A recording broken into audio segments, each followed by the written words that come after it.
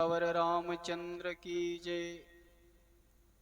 विराट वध सरभंग मिलन राक्षस वध की प्रतिज्ञा प्रभु लेते हैं। इसके आगे की घटनाओं में श्री सीताराम सरकार की जय, हनुमंत लाल की जय, सदगुरु भगवान की जय। श्री राम सीता जी लक्ष्मण जी के साथ दंडकारण्य वन में आगे मुनियों के आश्रम देखते रहे, चलते जा रहे हैं। सबको जा कर के प्रभु दर्शन दे रहे हैं और प्रभु के अंदर भाव है कि दंडकारण्य में रहने वाले जितने भी संत मुनि तपस्वी हैं सबके दर्शन करूं। सीता जी श्री राम जी को देख करके वे सब दिव्य ज्ञान से परिपूर्ण ऋषि मुनि लक्ष्मण सहित तीनों को मंगलमय आशीर्वाद देते हैं। अतिथियों के लिए फल फूल कंद मूल अर्पित किए गए और मुनि कहते हैं, हे राघव, हम आपके राज्य में निवास करते हैं, आप वन में रहें या नगर में रहें, समस्त जन समुदाय के राजा आप शासक हैं, आप पालक हैं। श्री राम के द्वारा दिए गए श्री राम जी उनके द्वारा दिए गए कंदमूल फलों से तृप्त होकर के मुनियों से विदा ले लेकर आगे बढ़ते हैं। श्री राम ने भयंकर जंगली पशुओं से भरे हुए उस दुर्गम वन में सीता जी और लक्ष्मण जी के साथ पर्वत शिखर के समान एक भयंकर गर्जना करते हुए राक्षस को देखा। प्रभु ने देखा कि ये सभी इधर उधर भटक रहे हैं, भाग रहे हैं, आखिर ऐसा क्या है। और उसी समय जानते हो क्या देखा?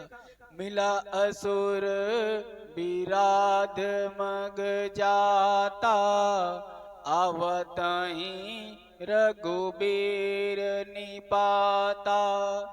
वो राक्षस इन तीनों को देखकर पृथ्वी को कंपित करता हुआ ऐसा तेजी से दौड़ा जैसे काल प्रजा की तरफ दौड़ता है। अंके नादाय वैदेही, और तुरंत वैदेही सीता जी को अपने पंजे में जकड़ लिया और दूर जाकर खड़ा हो गया। और देखो, राक्षस भी या कोई पापी भी दूसरे को बड़ी जल्दी ज्ञान देता है। कैसे दे रहे हैं? हे तुम दोनों ने तपस्वी भेष धारण किया है, बने बाबा फिरते हो और साथ में जवान स्त्री को लेकर के घूम रहे हो, ये कैसा त्याग है, ये कैसे बाबा हो। अगर तुमको जिंदा रहना है तो इस स्त्री को यहीं छोड़ो और तुम आगे चलते बनो। अब यह स्त्री मेरी भार्या बनेगी और तुम दोनों पापियों को मैं दंड दूंगा, क्योंकि सन्यासी बन गए हो, बाबा बन के स्त्री लिए घूम रहे हो। राक्षस की भयंकर वाणी सुनकर जानकी जी केले के पत्ते की तरह थर थर थर थर कांपने लगी कि अरे बाप रे, क्या हो गया। विराध गर्जना करता हुआ बोला, कौन हो तुम लोग, कहाँ जा रहे हो? श्री राम ने कहा, इक्ष्वाकु कुल में जन्मे महाराज दशरथ के पुत्र हम राम और लक्ष्मण हैं, हम आगे वन में जा रहे हैं। राक्षस बोला, मैंने ब्रह्मा जी की तपस्या करके वरदान प्राप्त किया है, ना मैं किसी अस्त्र से मरूंगा ना शस्त्र से मारा जाऊंगा। अब अगर तुमको जिंदा रहना है तो इस युवती को यहाँ छोड़ो और आगे जाओ, मैं तुम्हारे प्राण नहीं लूंगा। तदंतर श्री राम ने विरोध के ऊपर प्रज्वलित विराध के ऊपर प्रज्वलित अग्नि बाण छोड़े। मोर पंख लगे हुए 7 अग्नि बाण छोड़े गए और उसके शरीर में वह घुस गए और रक्त रंजित होकर जब पृथ्वी पर गिर पड़ा, घायल हो जाने पर सीता को अलग करके एकदम से झटक के फिर खड़ा हो गया और श्री राम लक्ष्मण पर तत्काल टूट पड़ा। दोनों भाइयों ने उसके ऊपर बाणों की वर्षा कर दी और बाण लगते ही जैसे वो अंगड़ाई ले तो उसके शरीर से सारे बाण छटक के अलग गिर जाएं। तब उस विशाल काय राक्षस ने श्री राम और लक्ष्मण दोनों को उठाकर कंधे पर बिठाकर और चलता बना। तब माता को बड़ा कष्ट हुआ कि अरे तो राम लक्ष्मण को उठाए लिए जा रहा है। सीता जी की व्याकुलता देख करके श्री राम और लक्ष्मण ने बाईं भुजा को लक्ष्मण ने और दाहिनी भुजा को श्री राम ने तोड़ दिया। भुजा टूटने पर वो शिखर की तरह पृथ्वी पर गिर पड़ा।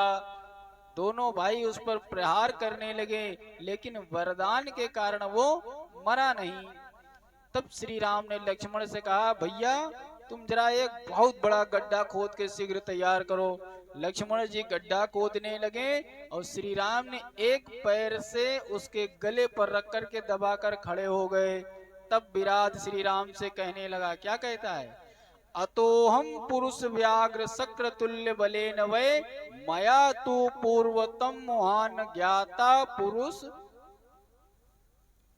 आप कौन हैं हे पुरुष सिंह, हे नरश्रेष्ठ, आपका बल तो देवराज के समान है।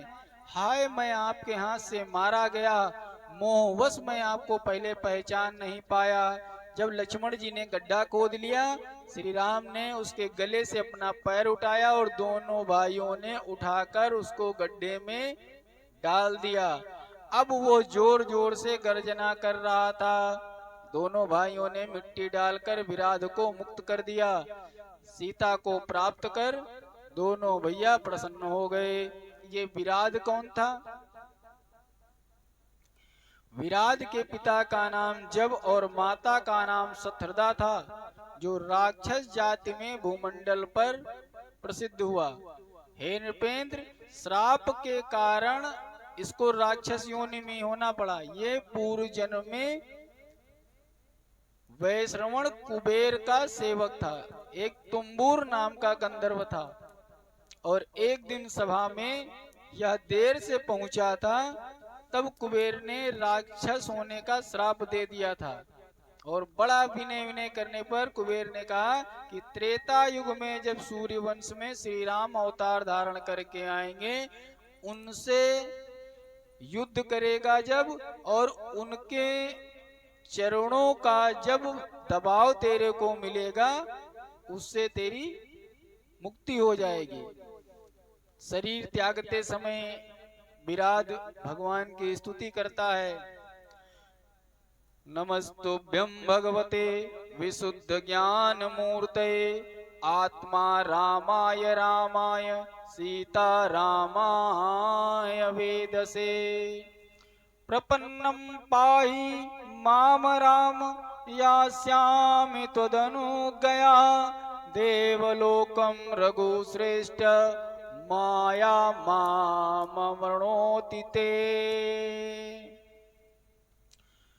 पुनि आए जहाँ मुनि सरभंगा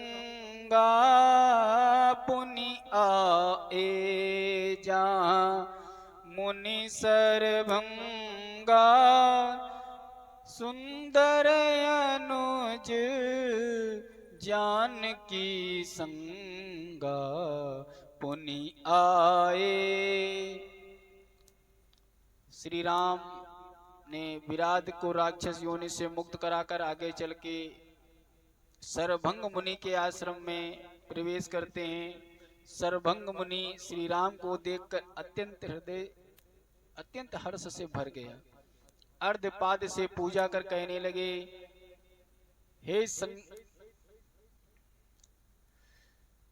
हे प्रभु,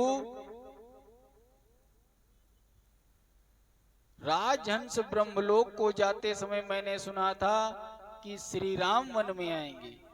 चितवत पंथ रहेव दिन राती अब प्रभु देखी जुड़ानी छाती। तभी से रात दिन मैं आपकी प्रतीक्षा कर रहा हूँ। आज आपको देखकर मेरे मन को बड़ी शांति मिली है। सो कछु देव न मोहि नियोरा निज पन राख्यो जन मन चोरा। तभी लगे राम दीन हित लागी जब लगी मिलव तुम्हें तनु त्यागी। हे देव, आज आपने हमको दर्शन दे दिया जिसकी मैं प्रतीक्षा वर्षों से कर रहा था, और मैंने प्रतिज्ञा करी थी कि जैसे ही हमको प्रभु के दर्शन जब तक नहीं होंगे तब तक मैं अपना शरीर नष्ट नहीं करूंगा, शरीर नहीं छोड़ूंगा। आज आपके दर्शन हो गए हैं, हे प्रभु, अब मैं यह शरीर छोड़ करके आपके धाम में जाना चाहता हूँ। तदंतर सर्वभंग मुनि ने योग जप तप यज्ञ से अपने सारा जितना तप था, यश था, ज्ञान था, सब श्री राम जी को समर्पित कर उनसे भक्ति का वर मांगकर और योग में चिता बनाकर सारी आसक्तियों को छोड़कर उसमें बैठ करके भावना की, श्री सीताराम जी लक्ष्मण मेरे हृदय में सदैव वास करें। अस कही जोग अगिन तनु जारा, राम कृपा बैकुंठ सिधारा। ऐसी भावना करके सर्वभंग मुनि बैकुंठ सिधार गए। दंडकारण्य के ऋषि मुनि सर्वभंग की ऐसी सुगति देखकर अत्यंत प्रसन्न हुए और श्री राम उन्हीं के दिशा निर्देश से आगे आगे चलते जा रहे हैं। मुनि लोग कह रहे हैं कि भगवान सही कहते हैं। क्या कहते हैं? सर्वधर्मान परित्यज्य मामेकं शरणं व्रजा, अहं त्वां सर्व पापेभ्यो मोचस्यामि मा शुचः। श्रीमद् भागवत गीता में कहते हैं, जब तुम सभी धर्मों को छोड़ करके अपने सारे नियम कानून इच्छाएं सब मेरे को अर्पण कर दो, मैं तुम्हें मुक्त कर दूंगा। दुर्लभ मानव जन्म है देन बारंबार, तरवर जो पता जड़े बहुरी न लागे वारे हो रामा, बहुरी न लागे वार। जिन घर न्योवत बाजती बजत 3600 राग, बेउगर खाली भय उनकर बोलत काग। महाराज, यहाँ पे एक मन में बात आती है कि क्या हमारे जीवन का लक्ष्य क्या है? तो संत ऋषि मुनि कहते हैं कि भगवान को प्राप्त करना ही हमारा लक्ष्य है। अच्छा ये बताओ, तुम जीवन भर पढ़ाई कर रहे हो किसके लिए? एक पद प्राप्त करने के लिए। आज के समय में तो ये कहना झूठ है कि कोई विनय प्राप्त करने के लिए, दीक्षा प्राप्त करने के लिए, संस्कार प्राप्त करने के लिए, ज्ञान प्राप्त करने के लिए पढ़ रहा। ये सिर्फ बातें हैं। 100% सबका टारगेट है कि अच्छी सी पढ़ाई कर लें तो अच्छी सी नौकरी लग जाए, यही दिमाग में सबके रहता है। अगर वही नौकरी खट से मिल जाए ऐसे तो पढ़ने की जरूरत है? कोई नहीं पढ़ेगा। तो जिस भगवान को प्राप्त करने के लिए योगी मुनि युगों युगों तक तप करते हैं, अगर वो भगवान सामने प्रकट हो जाए तो उनको उनके आगे शरीर नष्ट कर देना या उनके अंदर समा जाना कोई घाटे का सौदा है। लेकिन एक बार की घटना सुनाते हैं। नारद जी हर जगह घूमा करते थे, बढ़िया भ्रमण करते थे, नारायण नारायण जप करते हुए। एक दिन कहा, प्रभु ये बताओ कि अगर कोई हमको मिल जाए कभी, तो भगवान बोले, अरे यार तुमको जो मिलता है उसको उससे तुम हमको मिला तो देते हो, इसमें कौन सी बड़ी बात है? तो बोले, प्रभु थोड़ा हमको कष्ट होता है कि हम जिससे मिलते हैं आप उसको या तो युद्ध वाले भाव से या प्रेम वाले भाव से तपस्या मिलने आपको जाना पड़ता है। तो बोले क्या? तो बोले हमको 2-3 पास दे दो ऐसे। बोले कौन से पास देते हैं? बोले कि अच्छा हमें ज्यादा नहीं मांगा तो था कि हमको 1000-2000 पास दे दो। तो बोले क्यों? बोले जब जाते हैं तो कुछ लोग कहते हैं तुम यार भगवान के बड़े भक्त हो, बड़े संत हो, तो भगवान से मिलवा दो तो कोई आने। तो आपका आदेश है नहीं, इसलिए हम किसी को आपके पास लाने के लिए रास्ता नहीं बताते हैं, ये बता देते हैं, मंत्र दे देते हैं कि ये काम करो भगवान तुमको जल्दी मिल जाएंगे। कंस तुमसे मिलने में देर कर रहा था तो उसको बता दिया, ये लड़के गिनती 8 इधर से 8 उधर से। मतलब जिससे नारद मिले, चाहे वो शत्रु, तभी तो राक्षस भी समझते थे नारद बड़े हितैषी हैं। नारद भगवान वो काम करवा देते थे उन राक्षसों से जिससे भगवान के दर्शन जल्दी हो जाएं। तो ध्रुव को मिले, प्रहलाद को मिले, सबको मिलते चले गए। तो प्रभु ऐसा कर दो कि हम आपको कष्ट न देना पड़े, हम मिलवा दें तुमको लाके। तो भगवान हंसे, कहे अगर ऐसी व्यवस्था होती, कोई हमारे पास आना चाहता, तो क्या ये मेरे संविधान में, स्मृति में लिख नहीं जाता? तो बोले ऐसा करो नारद, ये 5 पास तुम ले लो हमसे, और तुम 1000 मांग रहे हो, लेकिन ये जैसे ही खत्म होंगे वैसे फिर तुमको हम 5 नए रिन्यूअल हो जाएंगे। अब भाई नारद जी, अब हमको कहीं किसी बड़े इवेंट का, बड़े सेमिनार का, बड़े आदमी से मिलने का अगर 5 पास मिल जाए तो हम अपने रिश्तेदार नातेदार जल्दी बताएंगे, चलो उनसे मिलवाएं चल के। इतने प्रसन्न हुए नारद जी कि अब पृथ्वी पर मृत्युलोक में 5 लोग अगर एक टर्न में लेके आएंगे तो लोगों को भटकना नहीं पड़ेगा, सबको बैकुंठ में लाके भर देंगे। 5 पास लिए और पृथ्वी पर ढूंढने लगे कौन चलेगा। भगवान ने अलाउ कर दिया कि तुम जिसको ले आओगे उसको मैं बैकुंठ में वास दे दूंगा, ये अपने भक्त को दिया गया वादा है। नारद जी पृथ्वी पर भजन कर रहे थे, श्रीमन नारायण नारायण नारायण, श्रीमन नारायण नारायण नारायण, और एक वृक्ष के नीचे बैठ गए। वहां पर देखते हैं कि कुछ झाड़ियों में एक बिल्कुल जर्जर अवस्था में एक बूढ़ी मैया 30-35 किलो की होंगी और उतनी ही 30-35 किलो लकड़ी का गट्ठर बनाए और उठा रही हैं, उमक के धड़ाम से फिर गिर रही हैं, फिर गठरी गिर रही है, फिर उठा रही हैं, फिर गिर रही हैं, और क्या कह रही हैं, हे काल देवता हमरे ऊपर कृपा करो, न पेट भर खाना मिले, न लड़का माने, बहुरिया कल रोटी लकड़ी कम लगे रहे तो रोटी कम बनी, तो कल से हम भूखी हैं, ये जिंदगी से अच्छा है दयु हमका उठा लेती हूँ, हमका ये जिंदगी या पूरी हमारी नरक बनी गए है, हमका कैसे मुक्ति मिले, हे प्रभु काहे नहीं सुनत हो, और मार कहे जाए हम मरियो नहीं जाए थे दादा, ये जिंदगी से नरक से छुट्टी मिले। नारद जी समझे बहुत बढ़िया ऑफर है, ये परेशान है, इसको लाओ हम एक पास दे दें, इसको बैकुंठ भेज दें। नारद जी गए, ए अम्मा क्या हुआ, तुमको स्वर्ग जाना है? हाँ ये जिंदगी तो अच्छा है, स्वर्ग चले जाई।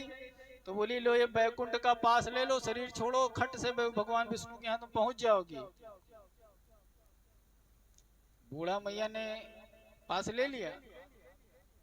बूढ़ा मैया ने कहा, हे दहिजार बढ़ऊ, ये तुम्हारी दिन के बाबा ये दिन के टोकन ले घूमे करत, हम काहे मर जाई, तुम न मर जाओ, अब आए गए हो तो ये गठरी उठवाए गमरी खोपड़ी रख दो, घर में पोता रोवत होई, बहुरिया बेचारी रोटी बनाओ बैठो, संजय लड़का आई मजूरी करके खाई का, अब तुम बताओ तो स्वर्ग चले जाओ ना यार, लुकयाठा ले बाबा तुमका पीटी तरफ चले आए हैं, हमका स्वर्ग ले जाए के लिए, तुम ही न चले जाओ स्वर्ग। अरे नारद जी ने तुरंत ही क्या किया, वो पास फाड़ के दिया फेंक, कहा भैया प्रभु मुस्कुराए के होते हैं, यहाँ अगर डायरेक्ट किसी को भी कह दो चलो तुमको स्वर्ग ले जा रहे हैं, ये मृत्यु लोक है, यहाँ माया ऐसा घेर लेती है कि कोई एक चींटी भी जा रही है, चींटी की क्या औकात है, पूछे उस चींटी की तरफ एक घास लगाओ जरा, छटपटा के भगेगी, उसको प्राण प्रिय एक नाली का कीड़ा भी मरना नहीं चाहता है, यही प्रभु की माया है। बोलिए सियावर रामचंद्र की जय। आगे बढ़ते हैं, सर्वंग मुनि के बाद में, अस्ति समूह देखी रघुराया, पूछी मुनि ने लागी अति दाया। श्री राम जी उन ढेरों को देख करके पूछते हैं, हे मुनियों, ये किसकी अस्थियां हैं, ये किसकी हड्डियां हैं? तब मुनियों ने कहा, यहाँ जो राक्षसों ने मुनियों को मारा है, यह ऋषि मुनियों की अस्थियों का ढेर है। निश्चर निकर सकल मुनि खाए, सुनि रघुबीर नयन जल छाए। ऋषि मुनियों ने कहा, ये सब राक्षसों के द्वारा मारे गए संतों के हड्डियों के ढेर हैं। अब प्रभु ने संकल्प ले लिया तुरंत, क्या? निश्चर हीन करऊं मही, भुज उठाए पन कीन, और सकल मुनिन के आश्रम जाय जाय सुख दीन। श्री राम ने भुजा उठाकर प्रणय किया कि मैं पृथ्वी को राक्षसों से रहित कर दूंगा। फिर समस्त मुनियों के आश्रम में जा जाकर के दर्शन संभाषण करते हैं और सुख देते हैं। श्री राम जय जय राम, श्री राम जय जय